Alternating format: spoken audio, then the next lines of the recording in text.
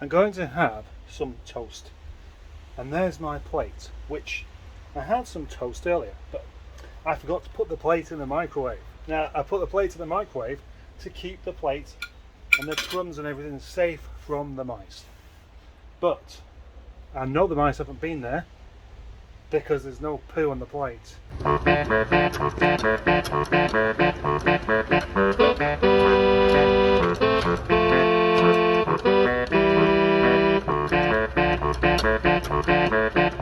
Hello. Welcome to an indoors episode of Project Nigel. There's a good reason for it being indoors today. It's raining. I have no internet and I still am not selling stuff out of my stores anywhere near as quickly as I need to be. But that is in part down to the fact that I've got it organised quite as well as I was hoping still. Spent ages organising things, but still not quite there. No. In parts, you can see some level of logic, but in others you really can't. So it is my aim today to just try and make a really good dent on how well organised this is and hopefully sell more parts. At the moment, I've been organising one particular shelf, and that is this one just here, which is the first shelf you come to as you come through the door. As you can see, it's all hubs and stuff like that, suspension legs, all the kind of things I don't really want to be dragging through this rather cluttered maze. Up until recently, there was a plastic shelf there. That's now outside. The reason I don't want that plastic shelf there is because I can only put light things on. That means I've got to put the heavy things right at the back there, and then I'm going to try and drag them around, risking banging my bonts on this thing and dropping stuff on my feet. I don't want to do either of those. Plus, the old computerized inventory never really worked because my laptop was just too slow, too unreliable. That's the nature of computers. You've got to use software. Whereas my favourite kind of software is just a pen and paper. A little pad, carry it around everywhere, almost everywhere I go. That shelf, happy with. Just got to do the rest now. Shelf full of steering columns, that's good. A shelf with an alternator and a power steering pump, not good. And there's a window regulator there as well. And the second shelf, a window regulator. And the third shelf, a window regulator. That's not working, is it? That shelf right at the front there wants filling up completely with small, really heavy things. MGZR boot spoilers. Look cool up there, I like it. Then the rest of this here, there's some bits of Rover 45 suspension there, that's fine there. And then an empty shelf practically, and an empty shelf practically, an actual empty shelf, and an almost empty shelf. And at the bottom, two boxes full of engine mounts. That's good, I like that. So this is going to be my day. Whether it'll make a good video or not, I don't know. I'm just going to try and get through this one shelf at a time. This is going to be my window regulator shelf, and at the moment I'm having a bit of a struggle with them.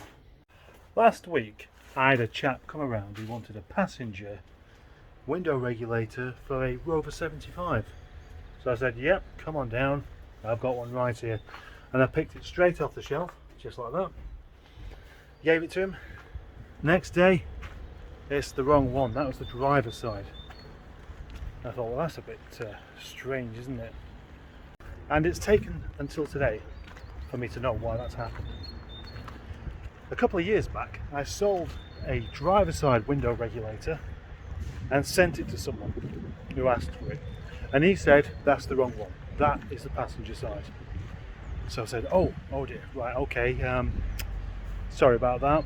Gave him his money back. Didn't ask for the window regulator back because just more postage costs, etc. I'd have quite a few knocking about. And then I set about changing all the labels on my window regulators. And now I realise, of course, I sent him the correct one. He was pulling a fast one on me, wasn't he? And so all my stock's been disorganised because of that one thing. I know you're going to find this exceedingly exciting. Here it is, my shelf full of window regulators, all organised and catalogued, sharing the shelf with a K-series head, which should probably go somewhere else, and a Transmech clutch, which I believe wants to go somewhere else. Well, the exciting decisions continue as I decide what to do with the second shelf that you see as you come into the lockup. Should this be for more things like that, or should it be for just something else equally? What a decision. Well, I think the first thing to do is to make sure this top is actually clear. It's being used for non-using at the moment, for just stuff on there, and that has never been its purpose, but it always has been its purpose, if you follow my drift. So it should be walking here full of heavy,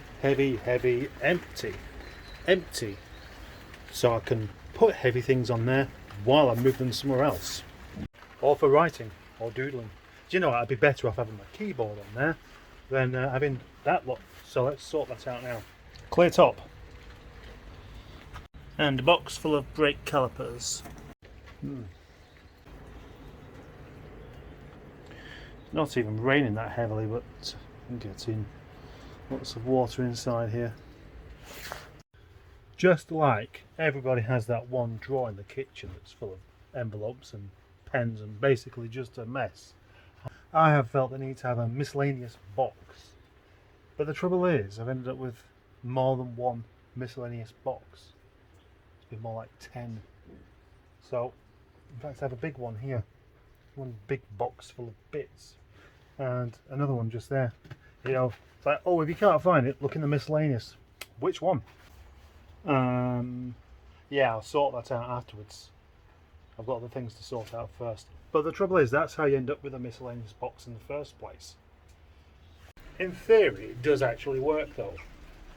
Having a box where you just keep all the bits that you haven't sorted out just yet means that if you're looking for something that you couldn't really possibly find a place for at the time, chances are it'll be in one of those boxes. That's my reasoning anyway.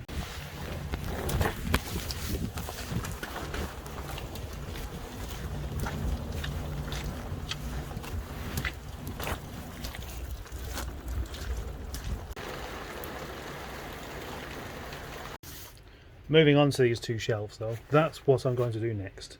I'm going to essentially move some of this stuff over there, and while I'm doing it I can have a sort out of what I have actually got. Another 3 shelves organised. Well, I say that's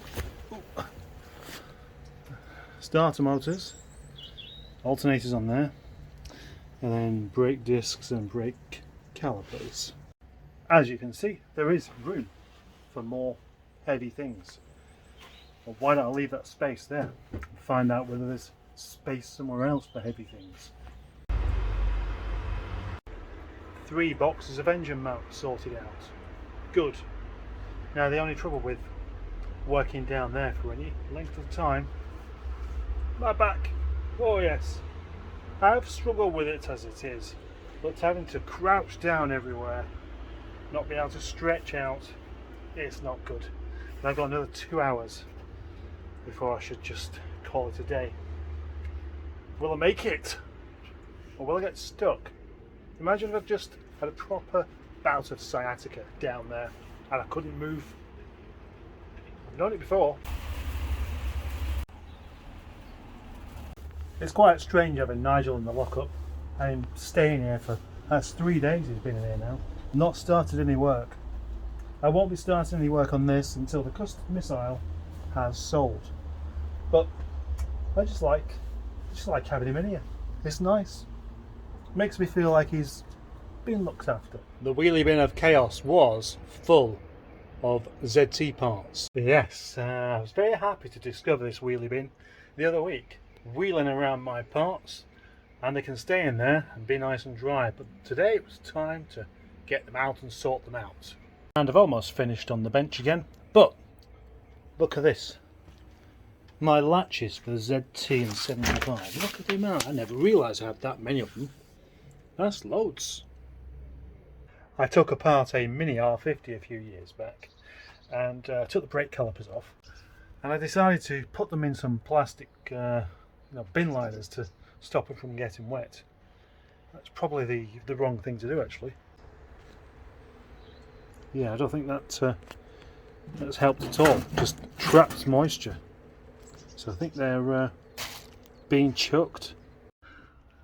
Well, it looks like it's time for me to go home, because it's time for me to go home. That's the explanation. Now, briefly, what's happened here is some of the shelves have been getting fuller, the floor has been getting clearer, some of the boxes are becoming empty, and some more shelves have become empty. Yet the floor is getting clearer all the time. Down here though we have Rover 75 miscellaneous, Rover 800 miscellaneous, that'll be 45 miscellaneous, and then the miscellaneous boss for the moment is there. Hiya! Rather an unusual day for me, this. I'm kind of happy that the day's over, even though I'm going home early.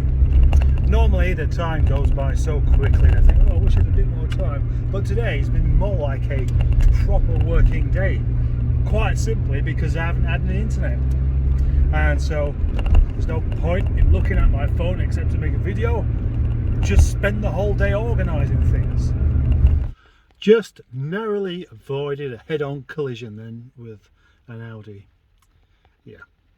It was veering across the road whilst the driver was like that, just staring away at their phone, doing something dreadfully important, I'm sure.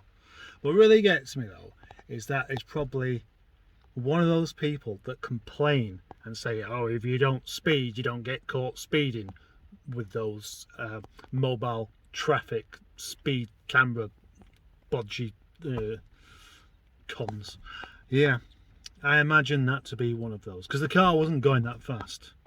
No, which is probably a good thing in that instance. Maybe that's why they agree that these mobile speed cameras should be there to slow people down, so that when they do have head-on crashes with people that are coming the other way paying attention, less damage is going to be caused.